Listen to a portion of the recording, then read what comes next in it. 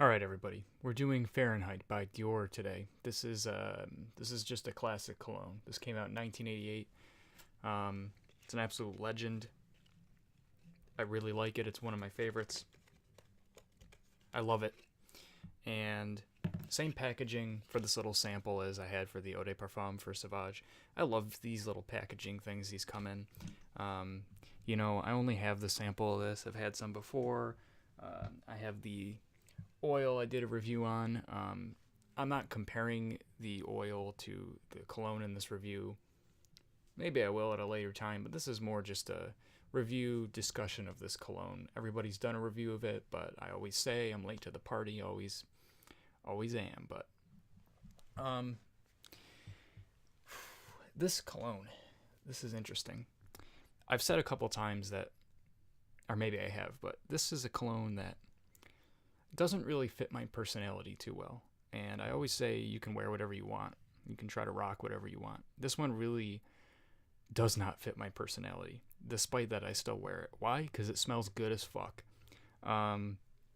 It's a extremely uber masculine, rugged smell. It is one that takes a lot of confidence to wear. I think it's kind of a daring scent. I mean, it's of course popular for a reason, but wow, it's a daring scent. If you've never smelled Fahrenheit, what does it smell like? Well, I don't want to simplify this cologne or do it a disservice because it is quite complicated, but let me simplify it extremely. It smells like leather jackets and gasoline. It kind of does. It really kind of does. There's a strong violet note in this, and there is leather. And the two of those mixing together, in my opinion, is what is creating the petroleum note, or gasoline, if you will.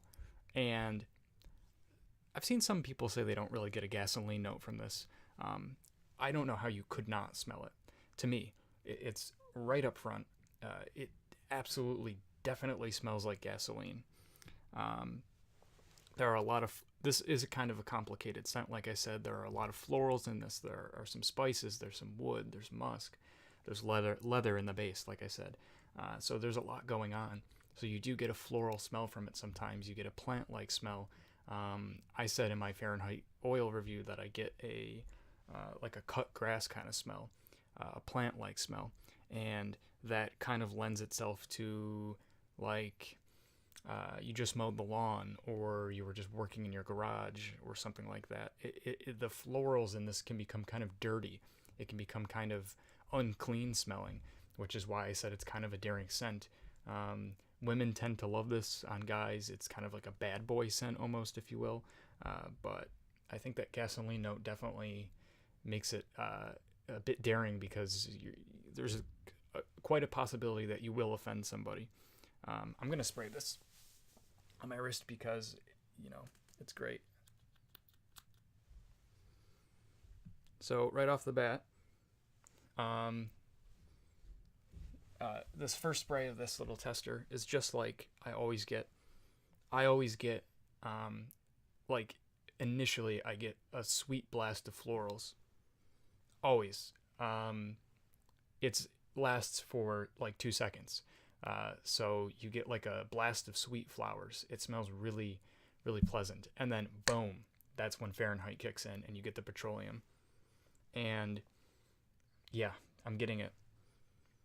It smells like gasoline. Like, it smells like fucking gasoline, man. It smells like leather jackets. It smells like a garage that you've been working on a car in. This one for me, when it dries down, at least for me on my skin, I get more like, I get the leather. The leather always stays for me. I start to get more of the florals. I start to get more of that grass smell.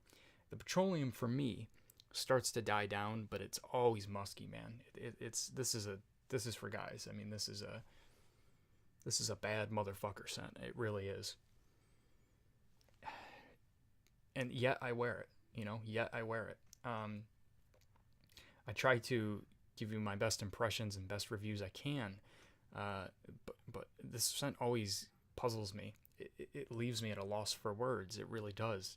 And because of that, I can't explain this one as much as I would like to, because it is just so puzzling. Strong on the leather, though. If you like leather, then I would certainly always suggest Fahrenheit. It is strong on the leather. Like I said, that leather and that violet gives you the impression of gasoline. And the gasoline is almost like, let's talk about gasoline for a moment. The gasoline reminds me of the well, yes, gasoline, but motor oil too.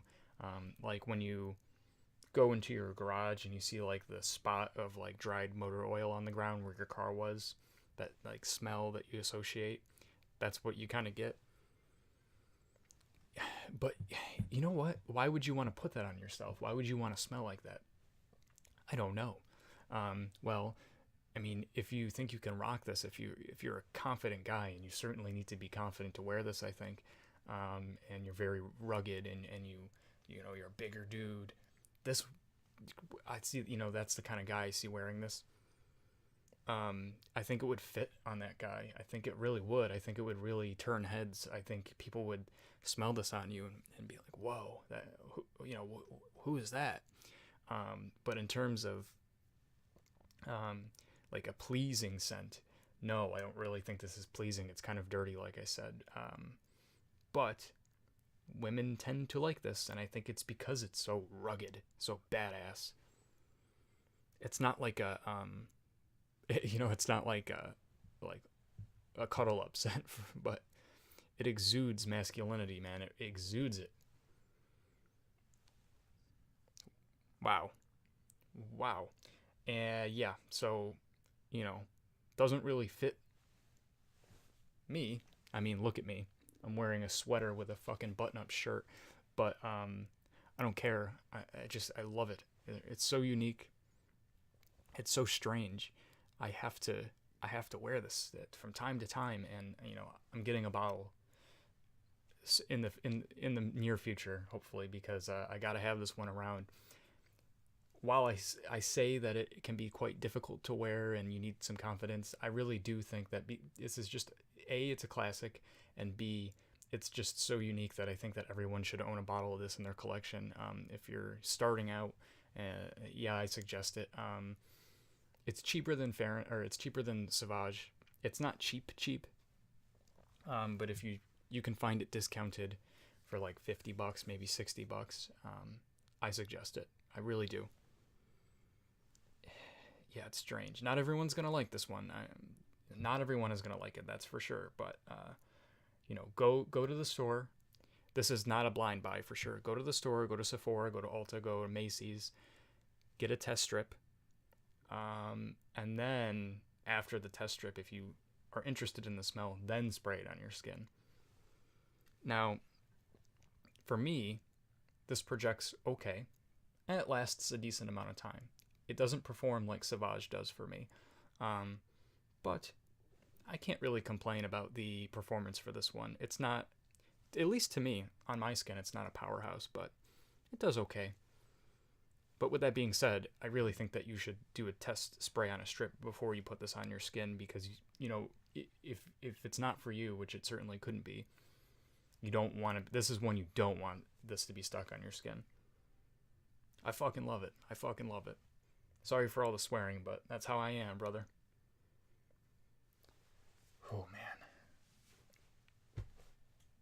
Can you tell that I like this fragrance? You probably can, huh? Dior Fahrenheit. It's a fucking classic. It's masculine to the max. It is unique as hell. It's a badass fragrance.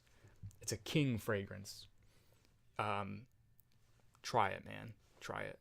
It's awesome. There's a different version of this, if you do try it, called Le Parfum. It is not a EDP concentration of this. This is EDT concentration. That's not an Eau de Parfum concentration. That is a different fragrance altogether. At least I think. It has Fahrenheit DNA in it, but it's a different fragrance. So make sure if you do go to test this one or purchase it that you get the EDT concentration. There's a Cologne version of this EDT. That's what this is, okay? So interesting, but you might like it. Check it out. Had to do a review of Fahrenheit, right? It's timeless. It is timeless. So, yeah. Everybody have a great day.